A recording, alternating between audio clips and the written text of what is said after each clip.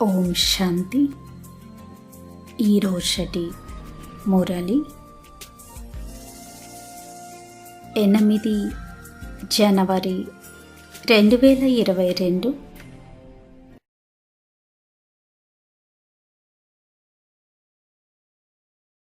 జ్ఞానసాగరుడు, శాంతి సాగరుడు, పతిత పావనుడు, సర్వులకు తండ్రి, పరమపిత శివ పరమాత్మ ప్రజాపిత బ్రహ్మ ద్వారా ఈ విధంగా తెలియజేశారు. ఇప్పుడు ఈ ప్రపంచం వినాశనం కానున్నది.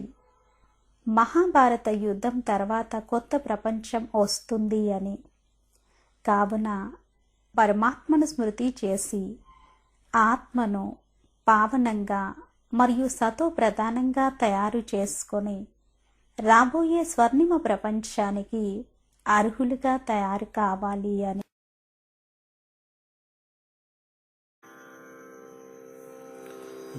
కానున్నది ఈ యుగము పరిసమాప్తము, రానున్నది స్వర్ణయుగం సుజనుల కోసం. కానున్నది ఈ యుగము పరిసమాప్తము, రానున్నది స్వర్ణయుగం సుజనుల కోసం. విశ్వమానవాళికిదే మా సందేశం, విశ్వసించు వారికిదే సుస్వాగతము. విశ్వమానవాళికిదే మా సందేశం, విశ్వసించు వారికిదే సుస్వాగతము. కానున్నది ఈ యుగము పరిసమాప్తము, రానున్నది స్వర్ణయుగం సుజనుల కోసం. ఈ మాయాలోకమున ఎన్ని నాళ్ళు ఉన్నను, మమతలను వీడక మగ్గిపోచున్నను. ఈ మాయాలోకమున ఎన్ని నాళ్ళు ఉన్నను, మమతలను వీడక మగ్గిపోచున్నను. పరమపితను తలుచుటకే సమయము లేదా, శివస్మరణం కై మనసు ఉరకలేయదా. పరమపితను తలుచుటకే సమయము లేదా, శివస్మరణం కై మనసు ఉరకలేయదా. నిన్ను నీవు తెలుసుకో, నిన్న నేడు తెలుసుకో. నిన్ను నీవు తెలుసుకో, నిన్న నేడు తెలుసుకో. రేపటి నీ జన్మకై రూపమునే మార్చుకో. కానున్నది ఈ యుగము పరిసమాప్తము, రానున్నది స్వర్ణయుగం సుజనుల కోసం. విశ్వమానవాళికిదే మా సందేశం, విశ్వసించు వారికిదే సుస్వాగతము. కానున్నది ఈ యుగము పరిసమాప్తము. ఈ సృష్టిలోని శ్రేష్టమైన ఆత్మలన్నీయు పరమశివుని చేరుటకు పరితపించుచున్నవి. ఈ సృష్టిలోని శ్రేష్టమైన ఆత్మలన్నీయు పరమశివుని చేరుటకు పరితపించుచున్నవి. మహోన్నతంబైన ఈ మనిషి జన్మలో ఈశ్వరుణ్ణి కనుగొనక ఇడుముల పడినావు. మహోన్నతంబైన ఈ మనిషి జన్మలో ఈశ్వరుణ్ణి కనుగొనక ఇడుముల పడినావు. ఏ క్షణము ఏమవునో ఎరుగలేము మనము, ఏ క్షణము ఏమవునో ఎరుగలేము మనము. తక్షణమే సాగించుము శివనామ స్మరణము, తక్షణమే సాగించుము శివనామ స్మరణము. కానున్నది ఈ యుగము పరిసమాప్తము, రానున్నది స్వర్ణయుగం సుజనుల కోసం. విశ్వమానవాళికిదే మా సందేశం, విశ్వసించు వారికిదే సుస్వాగతము. కానున్నది యుగము పరిసమాప్తము, కానున్నది ఈ యుగము పరిసమాప్తము.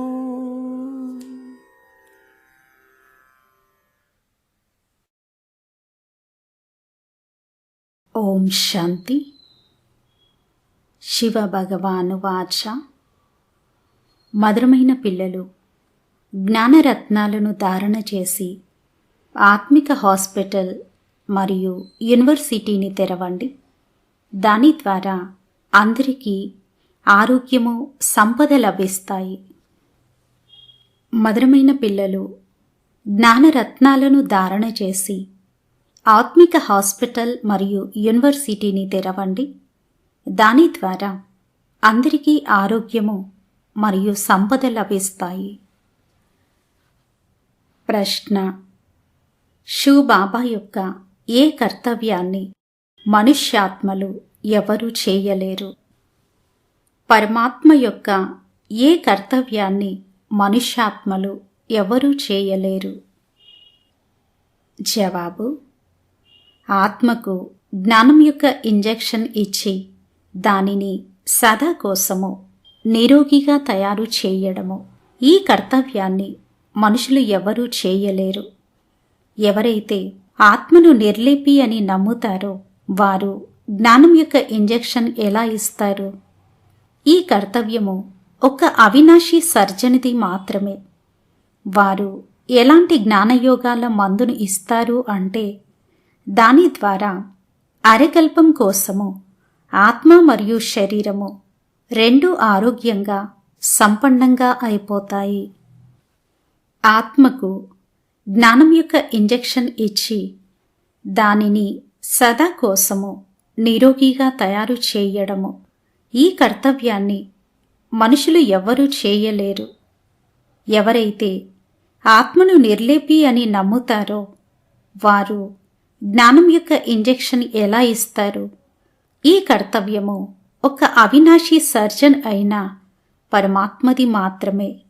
వారు ఎలాంటి జ్ఞానయోగాల మందును ఇస్తారు అంటే, దాని ద్వారా అరకల్పం కోసము ఆత్మ మరియు శరీరము రెండూ ఆరోగ్యంగా, సంపన్నంగా అవుతాయి.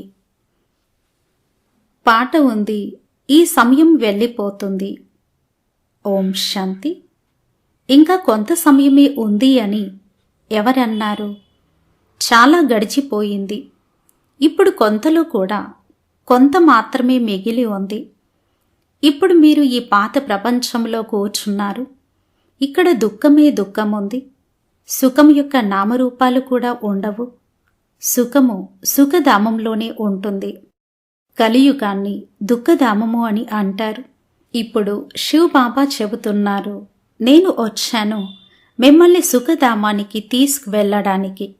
మరి ఎందుకు ఆగిపోయి ఉన్నారు? దుఃఖధామంతో ఎందుకు మనసు పెట్టుకున్నారు? దుఃఖధామం యొక్క సభ్యులతో అనగా ఈ పాత శరీరాలతో ఎందుకు మనసు పెట్టుకున్నారు?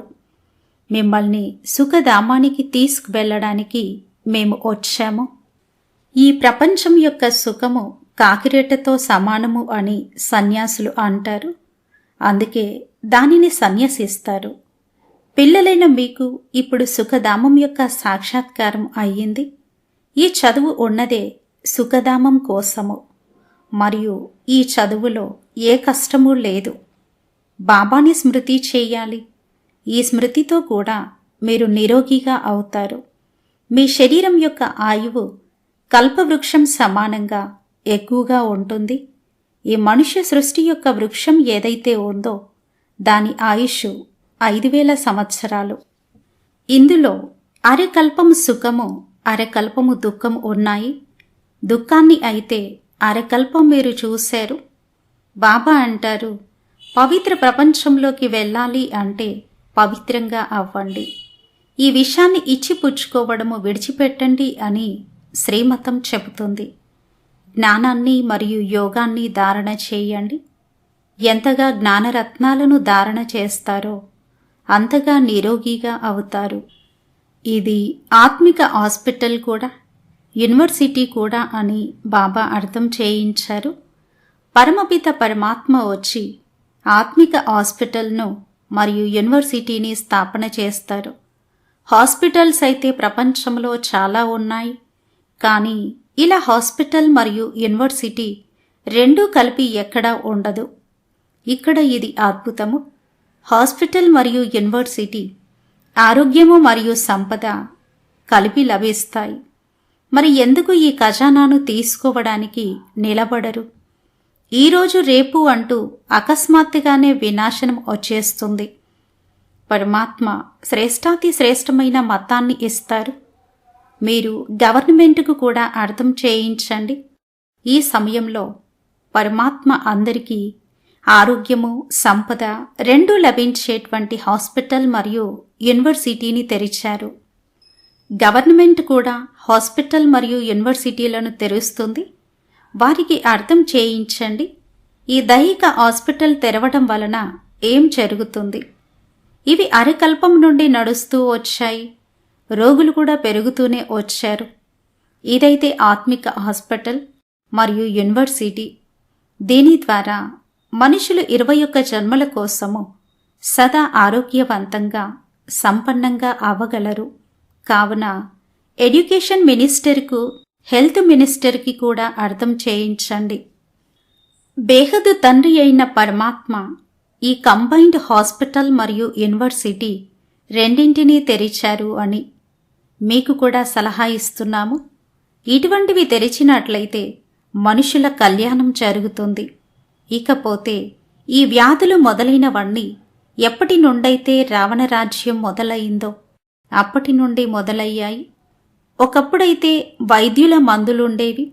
ఇప్పుడైతే ఇంగ్లీష్ మందులు చాలా వెలువడ్డాయి. వీరు అవినాశి సర్జన్ అవినాశి మందుని ఇస్తారు. అందుకే అంటూ ఉంటారు, జ్ఞాన అంజనాన్ని సద్గురు ఇచ్చారు అని. దాని ద్వారా అజ్ఞానాంధకారము తొలగిపోయింది అని. ఆత్మిక తండ్రే ఆత్మలకు జ్ఞానముని ఇంజెక్షన్ ఇస్తారు. ఆత్మకు ఇంజెక్షన్ ఇచ్చేవారు ఇంకెవరూ ఉండచాలరు. వారైతే ఆత్మ నిర్లేపి అని అంటారు. కనుక మీరు అర్థం చేయించండి.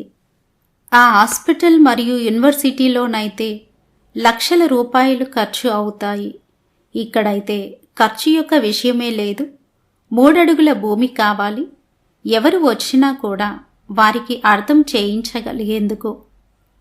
పరమాత్మని స్మృతి చేసినట్లయితే సదా ఆరోగ్యవంతంగా అయిపోతారు. మరియు సృష్టి చక్రాన్ని తెలుసుకుంటే చక్రవర్తి రాజుగా అవుతారు. ధనవంతులైతే పెద్ద హాస్పిటల్ యూనివర్సిటీ తెరుస్తారు. పేదవారు చిన్నవి తెరుస్తారు. గవర్నమెంటు ఎన్ని తెరుస్తోంది? ఈ రోజులలోనైతే టెంట్ మొదలైనవి వేసి కూడా చదివిస్తారు. మరియు 2-3 సెక్షన్స్ పెడతారు. ఎందుకంటే స్థలం లేదు, ధనం లేదు. కానీ ఇందులో ఖర్చు యొక్క విషయం లేదు. ఏ స్థలం లభించినా పర్వాలేదు. పనిముట్లు మొదలైనవేవీ పెట్టేది లేదు కదా. చాలా సింపుల్ విషయము. పురుషులు కూడా తెరుస్తారు, మాతలు కూడా తెరుస్తారు. బాబా అంటారు, మీరే తెరవండి, మీరే సంభాళించండి. ఎవరు చేస్తారో వారు పొందుతారు. చాలామంది కళ్యాణం జరుగుతుంది. బేహద్దు తండ్రి అయిన పరమాత్మ శ్రేష్టంగా అవడానికి శ్రీమతాన్ని ఇస్తారు. చాలామంది వింటారు, కానీ చేయరు. ఎందుకంటే వారి భాగ్యంలో లేదు. ఆరోగ్యము సంపద శివబాబా నుండి లభిస్తాయి. బాబా వైకుంఠం యొక్క రాజ్యాన్ని ఇవ్వడానికి వచ్చారు. వజ్ర వైడూర్యాల మహల్స్ లభిస్తాయి. భారతదేశంలోనే లక్ష్మీనారాయణల రాజ్యం ఉండేది. తప్పకుండా తండ్రినే వారికి వారసత్వాన్ని ఇచ్చారు. ఇప్పుడు కలియుగంలో దుఃఖమే దుఃఖముంది. మళ్ళీ సత్యుగం యొక్క స్థాపన నేనే చెయ్యాలి అని శివబాబా అంటారు. మనుషులు ఏదైనా హాస్పిటల్ మొదలైనవి తెరిస్తే ప్రారంభోత్సవం చేస్తారు. బాబా అంటారు, నేను స్వర్గం యొక్క ప్రారంభోత్సవం చేస్తాను. ఇప్పుడు మీరు శ్రీమతంపై స్వర్గానికి యోగ్యులుగా అవ్వండి. కల్పకల్పము మీరు యోగ్యులుగా అవుతారు. ఇది క్రొత్త విషయం కాదు. పేదవారు చాలామంది రావడాన్ని చూస్తూ ఉంటారు.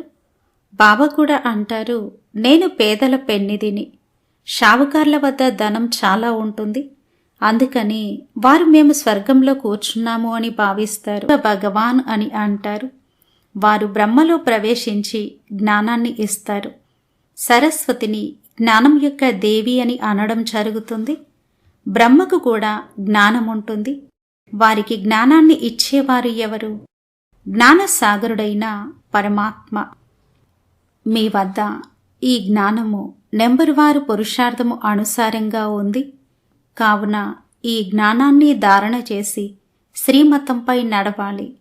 మొత్తం అంతా పవిత్రతపైనే ఆధారపడి ఉంది. ఈ విషయంపైనే అబలలపై అత్యాచారాలు జరుగుతాయి. ద్రౌపది ఇందుకే పిలిచింది. సహనం చేస్తూ చేస్తూ 21 జన్మల కోసము వివస్త్రగా అవ్వడం నుండి రక్షింపబడతారు. నేను సాధువులను కూడా ఉద్ధరిస్తాను అని భగవద్గీతలో కూడా ఉంది. కానీ సాధువులు ఈ పదాలను వినిపించరు. ఈ సమయంలో ప్రపంచమంతా లంచం తీసుకునే వారిగా అయిపోయింది అని మీకు తెలుసు.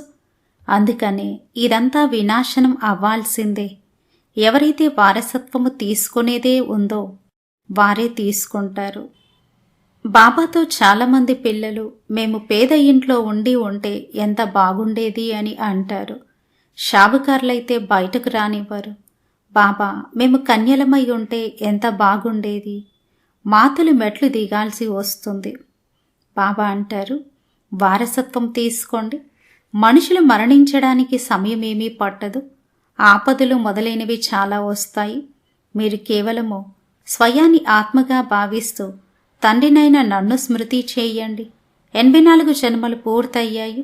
ఇప్పుడు తిరిగి పరంధామానికి వెళ్ళాలా, లేక ఇక్కడే మునుకలు వేస్తూ ఉండాలా? మన్మనాభవ, మధ్యాజీభవ. రావణుడి వారసత్వాన్ని మర్చిపోండి. రావణుడు శాపాన్ని ఇస్తాడు. బాబా అంటారు, పిల్లలుగా అయినట్లయితే వారసత్వాన్ని పొందుతారు. శ్రీమతంపై నడుచుకోకపోతే వారసత్వాన్ని ఎలా పొందుతారు? ఈ ఆత్మిక హాస్పిటల్ను తెరుస్తూ ఉండండి. భూమి ఖాళీగా పడి ఉంది. అద్దెకిచ్చినా మంచిదే, చాలా లాభం ఉంటుంది. అచ్చా, मीठे मीठे सिखलते बच्चों प्रति माता पिता बाप दादा का याद प्यार और गुड मॉर्निंग. रूहानी बाप की रूहानी बच्चों को नमस्ते. हम रूहानी बच्चों की रूहानी माता पिता बाप दादा को याद प्यार गुड मॉर्निंग और नमस्ते. ఓం శాంతి. ధారణ కొరకు ముఖ్య సారము. ఫస్ట్ పాయింట్, బాబా సమీపంగా వచ్చేందుకు ఆత్మిక యాత్రలో ఉండాలి. రాత్రి మేలుకొని కూడా ఈ బుద్ధి యొక్క యాత్రను తప్పకుండా చేయాలి. బాబాకి సమీపంగా వచ్చేందుకు ఆత్మిక యాత్రలో ఉండాలి. రాత్రి మేలుకొని కూడా ఈ బుద్ధి యొక్క యాత్రను తప్పకుండా చేయాలి. సెకండ్ పాయింట్, సత్యాతి సత్యమైన బ్రాహ్మణులుగా అయ్యి 21 కులాలను ఉద్ధరించాలి. స్వదర్శన చక్రధారిగా అవ్వాలి. కాలుడిపై విజయం పొందడం కోసము ఈ పాత శరీరం నుండి మమకారాన్ని తొలగించాలి. సత్యాతి సత్యమైన బ్రాహ్మణులుగా అయ్యి 21 కులాలను ఉద్ధరించాలి. స్వదర్శన చక్రధారిగా అవ్వాలి. కాలుడిపై విజయం పొందడం కోసము ఈ పాత శరీరం నుండి మమకారాన్ని తొలగించాలి. వరదానము. ఆత్మికత ద్వారా వృత్తి, దృష్టి, మాట మరియు కర్మలను రాయులుగా చేసుకునే వారిగా బ్రహ్మ బాబా సమానంగా అవ్వండి. ఆత్మికత ద్వారా వృత్తి, దృష్టి, మాట మరియు కర్మలను రాయులుగా చేసుకునే వారిగా బ్రహ్మ బాబా సమానంగా అవ్వండి. విస్తారము. బ్రహ్మ బాబా యొక్క మాటలు, నడవడిక, ముఖము మరియు నడవడికలో ఏ రాయల్టీనైతే చూశారో దానిని ఫాలో చేయండి. బ్రహ్మ బాబా ఎప్పుడూ చిన్న చిన్న విషయాలలో తమ బుద్ధిని మరియు సమయాన్ని వెచ్చించలేదు. వారి ముఖం నుండి ఎప్పుడూ సాధారణ మాటలు వెలువడలేదు. ప్రతి మాట యుక్తియుక్తంగా అనగా వ్యర్థ భావానికి అతీతంగా అవ్యక్త భావము మరియు భావన కలిగినదిగా ఉండేది. వారి వృత్తి ప్రతి ఆత్మ పట్ల సదా శుభ భావన శుభకామన కలిగి ఉండేది. దృష్టి ద్వారా అందరినీ ఫరిస్తా రూపంలో చూసేవారు. కర్మలతో అందరికీ సుఖాన్ని ఇచ్చారు, సుఖాన్ని తీసుకున్నారు. అలా ఫాలో చేయండి. అప్పుడు అంటారు బ్రహ్మ బాబా సమానము అని. బ్రహ్మ బాబా యొక్క మాటలు, నడవడిక, ముఖము మరియు నడవడికలో ఏ రాయల్టీనైతే చూశారో దానిని ఫాలో చేయండి. బ్రహ్మ బాబా ఎప్పుడూ చిన్న చిన్న విషయాలలో తమ బుద్ధిని మరియు సమయాన్ని వెచ్చించలేదు. వారి ముఖము నుండి ఎప్పుడూ సాధారణమైన మాటలు వెలువడలేదు. ప్రతి మాట యుక్తియుక్తంగా అనగా వ్యర్థ భావానికి అతీతంగా అవ్యక్త భావము మరియు భావన కలిగినదిగా ఉండేది. వారి వృత్తి ప్రతి ఆత్మ పట్ల సదా శుభ భావన శుభకామన కలిగి ఉండేది. దృష్టి ద్వారా అందరినీ ఫరిస్తా రూపంలో చూసేవారు. కర్మలతో అందరికీ సుఖాన్ని ఇచ్చారు, సుఖాన్ని తీసుకున్నారు. అలా ఫాలో ఫాదర్ చేయండి. అప్పుడు అంటారు బ్రహ్మ బాబా సమానము అని. స్లోగన్: శ్రమకు బదులుగా ప్రేమ యొక్క ఊయలలో ఊగడమే శ్రేష్ఠ భాగ్యశాలుల గుర్తు. శ్రమకు బదులుగా ప్రేమ యొక్క ఊయలలో ఊగడమే శ్రేష్ఠ భాగ్యశాలుల గుర్తు. స్వమానము: ఆత్మికత ద్వారా వృత్తి, దృష్టి, మాట మరియు కర్మలను రాయులుగా చేసుకునే బ్రహ్మ బాబా సమానమైన ఆత్మను. ఆత్మికత ద్వారా వృత్తి, దృష్టి, మాట మరియు కర్మలను రాయులుగా చేసుకునే బ్రహ్మ బాబా సమానమైన ఆత్మను. బాబా సమానంగా అవుటకు లవ్లీన స్థితిని అనుభవం చేయండి. ఎలాగైతే లౌకిక రీతిలో ఎవరైనా ఎవరి స్నేహంలోనైనా లవ్లీనులై ఉన్నట్లయితే వారి ముఖము ద్వారా, నయనాల ద్వారా, వాణి ద్వారా వీరు లవ్లీనులుగా ఉన్నారు, ప్రేయసిగా ఉన్నారు అన్నది అనుభవం అవుతుందో, అలా మీలో బాబా స్నేహము ఇమర్జై ఉన్నట్లయితే మీ మాటలు ఇతరులను కూడా స్నేహంలో ముంచేస్తాయి. ఎలాగైతే లౌకిక రీతిలో ఎవరైనా ఎవరి స్నేహంలోనైనా లవ్లీనులై ఉన్నట్లయితే వారి ముఖము ద్వారా, నయనాల ద్వారా, వాణి ద్వారా వీరు లవ్లీనులుగా ఉన్నారు, ప్రేయసిగా ఉన్నారు అన్నది అనుభవం అవుతుందో, అలా మీలో బాబా స్నేహము ఇమర్జై ఉన్నట్లయితే మీ మాటలు ఇతరులను కూడా స్నేహంలో ముంచేస్తాయి. అచ్చా. ఓం శాంతి.